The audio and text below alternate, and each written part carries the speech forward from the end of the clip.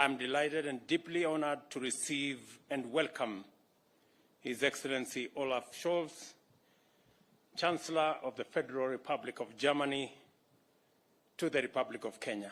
Welcome, my good brother, to you and your delegation. Just over a month ago, the Chancellor warmly welcomed me to Berlin on my inaugural visit to Germany as President. Today, it is my great privilege to reciprocate by warmly welcoming His Excellency the Chancellor. Karibu, willkommen. The rich historical ties between Kenya and Germany date back to 1963, when, upon our attainment of independence, Germany became the first state to recognize our newly born nation. That marked the beginning of a deep friendship that has grown stronger every passing year. Our common values and cooperation in diverse spheres of endeavor, including energy, climate action, agriculture, health, trade and investment, and education, have marked our bilateral development. My recent visit to Berlin in March and the Chancellor's return visit today have taken place at a time when our two countries are commemorating 60 years since the establishment of diplomatic relations. The Chancellor and I have had fruitful discussions, and we have exchanged views on the strategies and pathways through which we can deepen the excellent relations between our two countries. I have taken time to brief the Chancellor of the government's progress in improving the business environment, which has made Kenya significantly more attractive to German investors. I encourage the business delegation, which is here with us, which has accompanied the Chancellor, to explore and exploit the huge untapped investment opportunities in Kenya. I also invite them to take advantage of Kenya and Nairobi's natural geostrategic advantage and use our capital as the gateway and hub for their regional and continental investments. I assure the business delegation, on behalf of the entire German business community, that Kenya will support German investors with incentives to engage successfully in investment opportunities in our country. In our meeting, the Chancellor and I have agreed on a number of issues. The Chancellor and I have discussed in detail employment opportunities for professionals, skilled and semi-skilled Kenyans in Germany, a matter of equal great interest in meeting Germany's huge labor requirements. I have urged my good brother Chancellor Scholz to review and ease immigration laws, and I am very confident that they are well underway to enable Kenyans find employment in Germany.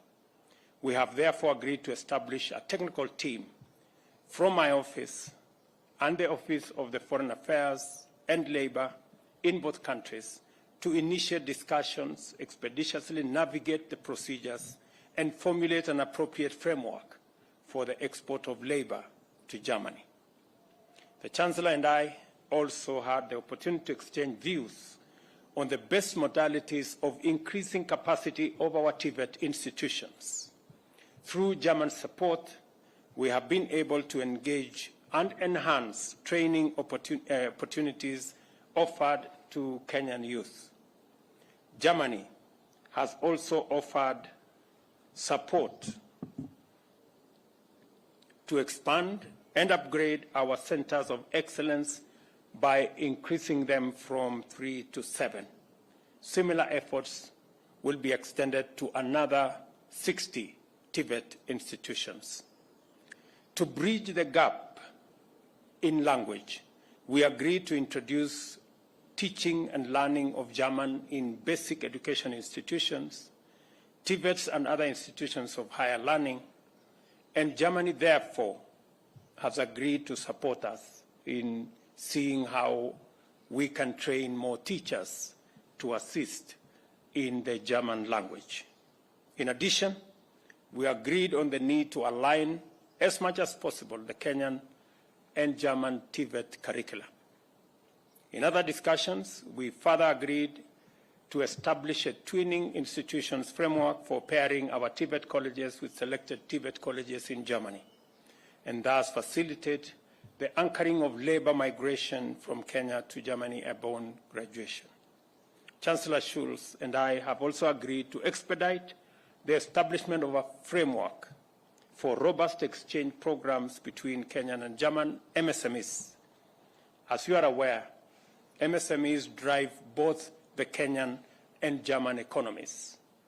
What we seek is synergy to enrich learning and grow the economy from the bottom up. Germany has agreed to enhance the capacity of the Financial Inclusion Fund, the Hustler Fund, to increase affordable and easy access to credit for unbanked MSMEs at the bottom of the economic pyramid. Kenya is Germany's most important trading partner in East Africa. However, the trade balance is in favor of Germany. I have therefore called on the Chancellor to review tariff barriers and to allow Kenyan products to enter the German as well as the European market. The Chancellor has been a big champion of assisting Kenya in concluding the Economic Partnership Agreement between East Africa and the European Union. And, Mr. Chancellor, I want to tell you Kenya is eternally grateful for your personal intervention on this matter. Our grid is 92% green, and our commitment is to achieve 100% green energy by 2030. While our current grid is 3 gigawatts, the potential is huge, and our ambition is to make a quantum leap to 100 gigawatts by 2040. Germany has been a steadfast partner in our renewable energy journey, and I express my appreciation, Mr. Chancellor, for your reaffirmed commitment towards increasing the capacity of the Olkaria geothermal station and the general investment in our renewable energy space. On the existential climate crisis, we shared our concern of the effects of climate change on livelihoods, communities, and nations.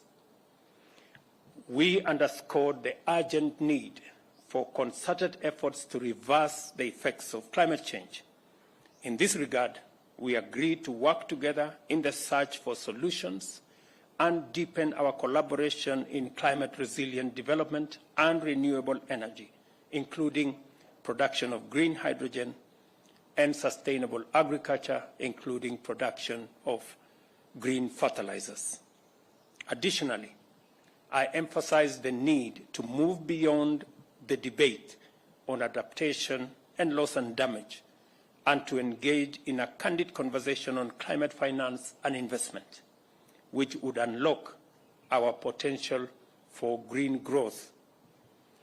Equally, the current international financial system is inadequate in dealing fairly with multifaceted global crises, including recovery from the COVID-19 pandemic, the climate emergency, and the debt crisis in the global south. I therefore urge the Chancellor to support the reform of the international financial system. This system must recognize our potential and ensure a win-win outcome, providing access to affordable, adequate, and sustainable financing that is delivered in a timely manner. As part of our effort to establish a common African position on climate change, at COP28, Kenya will host the Africa Climate Action Summit between the dates of the 4th and 6th of September this year. I am pleased to inform you that as a friend and partner, Germany has committed to support The summit, with a financial contribution and with technical support, and Kenya has also confirmed its official joining of the Climate Club initiative, which calls for the expeditious implementation of the Paris Agreement at the invitation of Germany. Your Excellency, Kenya now formally joins the Climate Club at your invitation, and we intend to be a robust player in that space. We also had an opportunity to discuss regional peace and security and shared our concerns regarding the unfortunate events in Sudan and their spillover effects to the region. We agreed on the immediate need for unconditional cessation of hostilities and humanitarian aid access and protection of civilians. We underscored the need for the international community to support Kenya, IGAD, and the African Union in the ongoing efforts to resolve that conflict. I urged Chancellor Scholz to use his voice and Germany's influence in various platforms, including the EU, the G7, G20, and the UN, to focus global attention on the forgotten conflicts in Africa in general, and especially in the Horn of Africa. On Ukraine, Kenya has consistently underscored the principles of United Nations Charter, which calls for respect for territorial integrity, sovereignty, independence, and a peaceful resolution of disputes. We have also repeatedly called for the end to the conflict and a return to the path of peaceful resolution through dialogue. To strengthen and solidify our relations between our two countries, we have agreed to explore a new phase that will be anchored on a strategic bilateral partnership framework. I wish to thank Chancellor Scholz for engaging candidly in the spirit of goodwill and commitment to enhance mutual benefits. I also take this opportunity to once again express our collective appreciation of his very warm visit. Finally, I affirm Kenya's commitment to deepen and strengthen relations with Germany and look forward to many more engagements in future. I thank you. My good brother, welcome.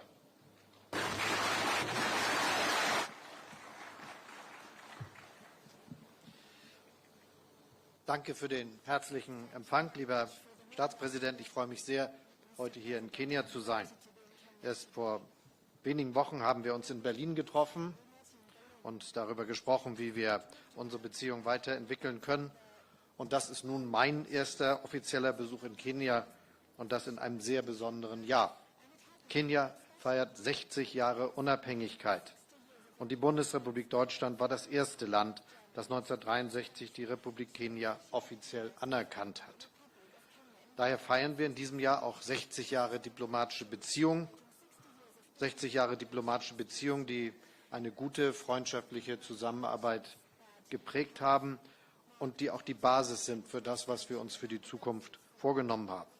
In den 6 Jahrzehnten haben wir das bilaterale Verhältnis weiterentwickelt, haben in multilateralen Foren zusammengearbeitet, aber vor allem auch die Freundschaft zwischen unseren beiden Völkern und Gesellschaften vorangebracht und dafür Sorge getragen, dass unsere Beziehungen wirklich partnerschaftlich sind.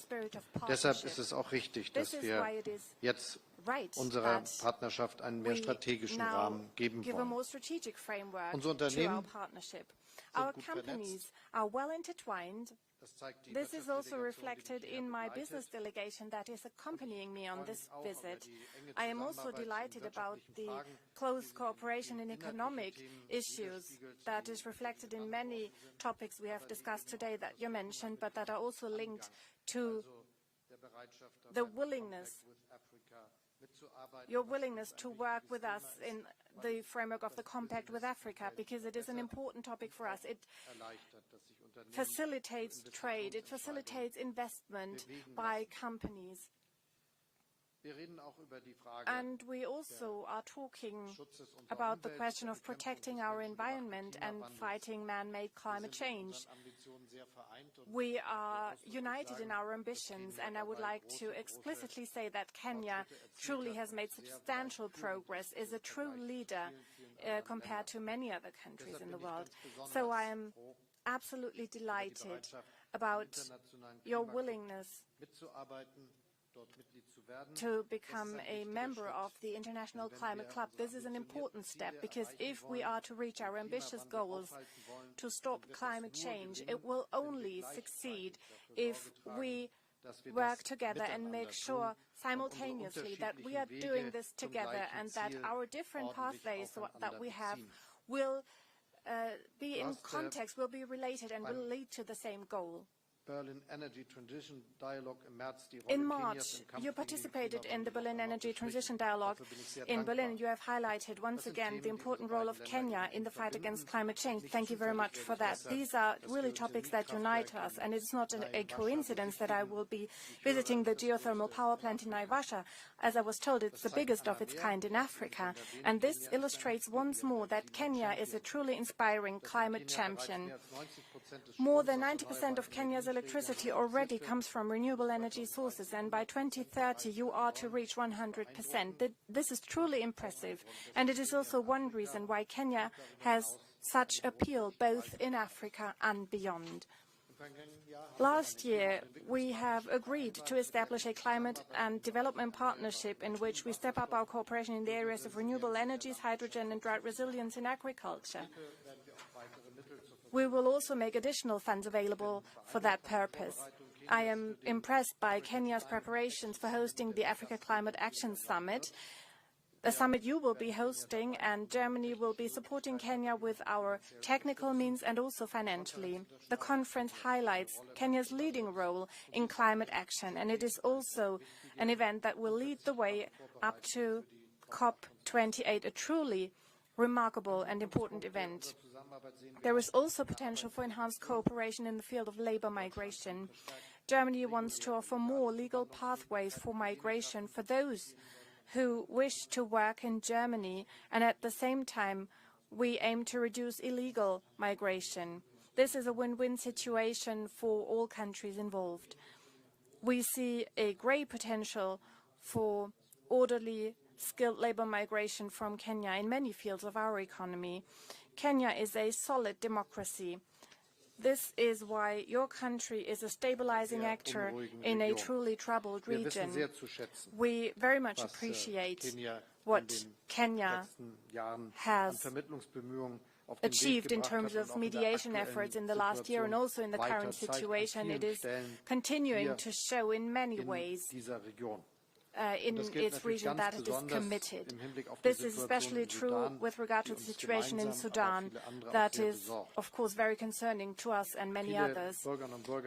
Many Sudanese people have taken to the streets over the last years, risking their lives. They have stood up for democracy and freedom, for a transition, moving from military structures to a civilian structure. So the army and the RSF must end their military struggle for power, which happens to the detriment to the people of the country, which leads to violence and destruction. There needs to be a transmission to a civilian government, and we are grateful for Kenya's commitment in this regard. Let me highlight it once more. We will do everything we can also to support the initiatives that have been taken. And also elsewhere, Kenya is committed. I said it before, in Somalia, Ethiopia, the Democratic Republic of the Congo. These are indispensable efforts of support that we greatly appreciate and that we're happy to support. I am deeply convinced that initiatives for peace and stability in Africa, led by African states themselves, will only gain in importance. They are very relevant. And just as Kenya, we count on developing a multilateral world in which nobody tries to shift borders, in which the rules of international order are accepted on the basis of the United Nations Charter and the international law. This is why it is very important for us and so significant that we raise our voices when international law is breached.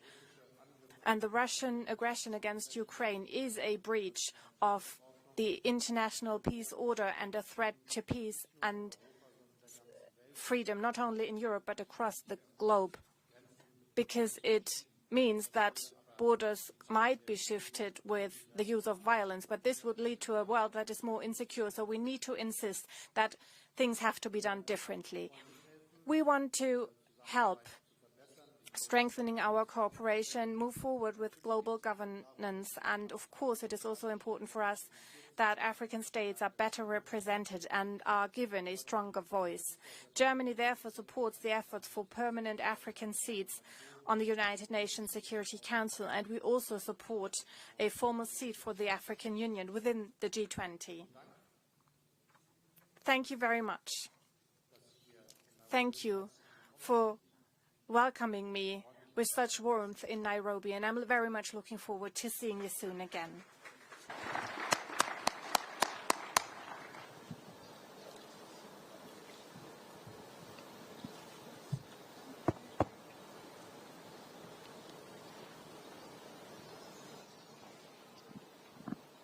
Who is leading?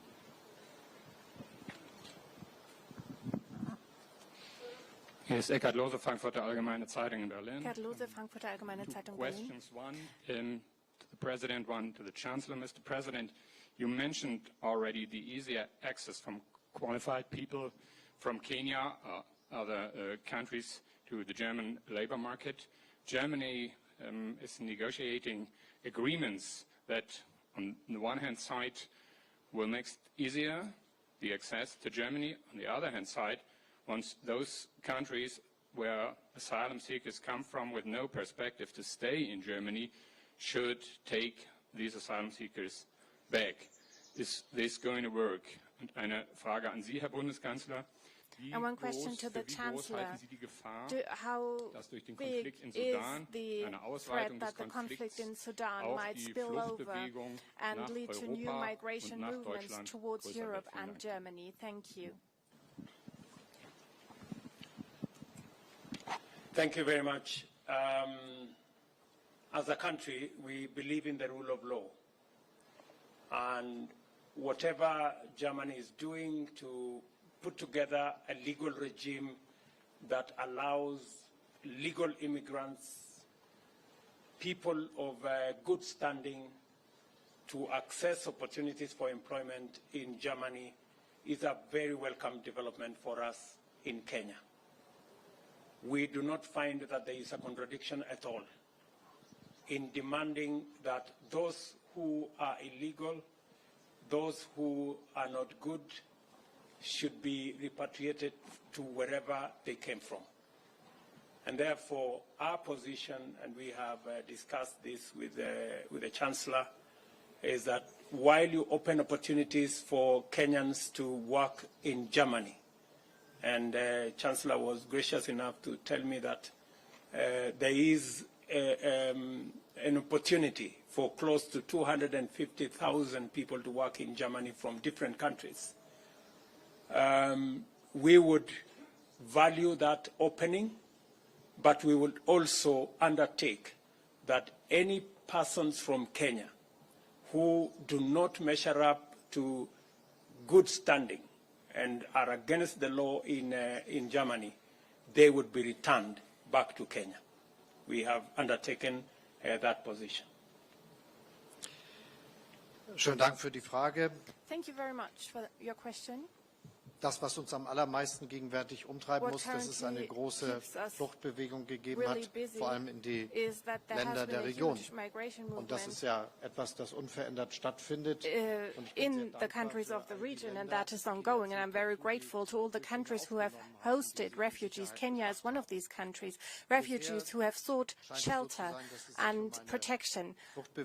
This is a migration movement, as I see it, that is currently affecting mostly the neighboring countries and has not yet affected countries further away, but we should take this question very seriously. It is a serious threat to peace, not only in Sudan, but also to the whole region, and there is a risk of spillover effect. It is a serious risk, and that means that we all together need to do everything we can to bring the two military parties to ending their conflict and lead the transition to a civilian government. We need this transmission as soon as possible so the refugees can return. This is what we can say at this point.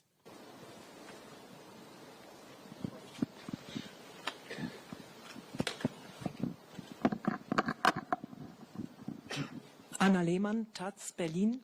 Annalena Taz, Berlin. You mentioned the climate partnership with Berlin, which was renewed and expanded during your stay in Berlin 1 month ago in order to produce green energy, green hydrogen, green fertilizer, and so on. When it comes to investments, there's large investments needed in Kenya. You mentioned this. What do you expect in this, in terms of investments from the German economy, and what could German politics do to motivate enterprises to invest here in Kenya? Und zum Thema erneuerbare Energien. Concerning renewable energies, Mr. Chancellor, a question to you concerning renewable energies. Your government adopted a law that says every new heating system installed starting in 2024 needs to be powered with 65% of renewable energy sources. We hear more and more voices from your own coalition that the obligation to change a heating system in this way should be amended. Do you think that this law should be changed? Do you think that the timeline should be shifted for a year? And the Parliamentary State Secretary at the Ministry of Economics is much under pressure. Does the Minister of Economics have to ask for his withdrawal? Thank you very much. Ask him to step down.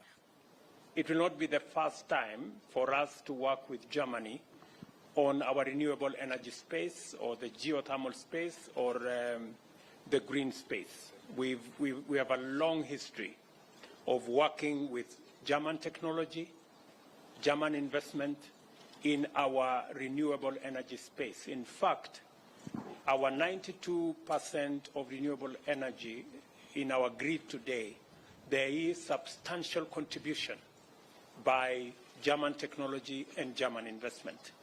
And therefore, the new level of investment required for green energy, for hydrogen energy and hydrogen technology, for fertilizer and the new scale-up will just be a second phase. We are in discussion with our German brothers and sisters to leverage on their technology, to leverage on their investment, to grow the space that will eventually take us to hydrogen technology, to ammonia, and to fertilizer manufacture using green energy.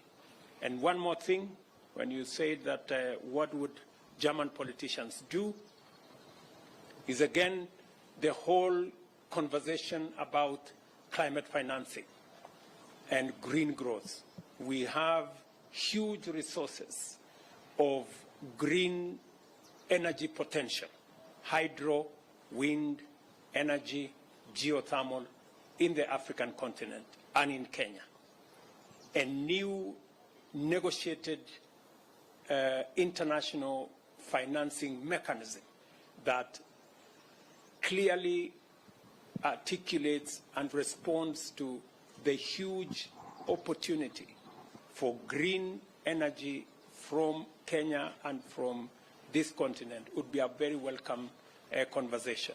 And therefore, aside from having a conversation about adaptation, mitigation, loss and damage, it is our considered view that politicians should now move the conversation to the space of climate financing and climate investment, because we believe that there exists greater opportunity in that space than even in the other spaces. And that is why we are asking as a continent, and we are consolidating our position, and it is the reason I have called for the Africa Climate Summit in September, so that we can package our assets and the opportunities that exist for financing and for investment. We are going to have a big conversation, and we hope that German politicians can support in the whole space of carbon trading, carbon financing, that will inform financing going into the future. Thank you. I just would like to underline that this is really true. We have to work together, and there is a good business environment here for investing into technologies that are important for fighting against climate change. My personal perspective is that a lot of the technological advantages we developed the last years and decades could be used all over the globe. And we should really understand that our biggest aim must be that there is a growth of wealth in many countries of the world, that they are looking for having a similar standard of living as we have it in Europe or in the north of America, for instance. But doing so, it means that we give the chance that this is happening not with using fossil resources, but with using the possibilities coming from renewable energies, for instance, and new technologies. Let me also add that geothermal energy is also one of the issues that's playing a major role. Only recently I visited a geothermal station in Germany and officially opened it. I will also be visiting a geothermal plant here in Kenya, and in the context of hydrogen, it also plays a hugely important role. It is a great progress, and if we talk about legislation in Germany serving the goal to reach climate neutrality by 2045, it means that we need to make progress in all areas. We need to take all measures we can to make this progress as soon as possible. We have amended many laws, and I think the velocity for expanding renewable energies, offshore, onshore, wind energy, solar energy, and the expansion of our grid has been remarkable. And of course, we also support investment in technologies that use less fossil fuels. Mobility is also one of the sectors that are important, and heating as well. The federal government has started a bill, a law, and after a lot of discussions, many questions regarding this reform have been answered, and I think that we have been quite successful in answering the questions that were still open. The former Social Democratic leader said no bill that enters the Bundestag will exit the Bundestag unchanged. This is part of democratic processes with all legislation, but I think that the purpose of the law will not be called into question, and that is what I also hear from the three parties of my government.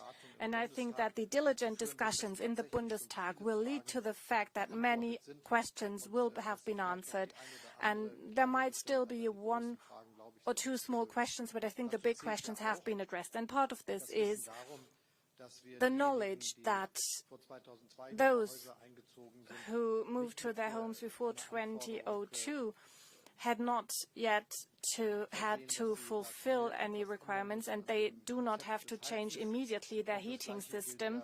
The same is true for many other exceptions we have made. So as far as we can see, many of the questions that are raised in the public space have been answered already, but of course Parliament can also still improve legislation But this will not call into question the basic idea behind the legislative project.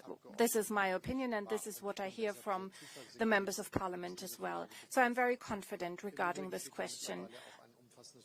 And there is also a substantial project of subsidies and support systems to make sure that everybody can make their own contribution to stop man-made climate change. Regarding the question you have also raised, whether the Minister of Economics has said anything about this, and he said some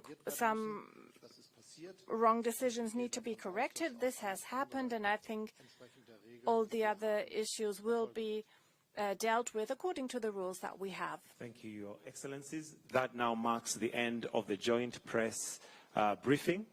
Ladies and gentlemen, thank you very much. We'll request that you remain seated as His Excellency and the Chancellor retreat. Will guide you on how to go from here. Thank you very much. His Excellency and the Chancellor will now retreat and proceed for lunch. Kindly remain seated as they retreat, and will guide you on how to go from here.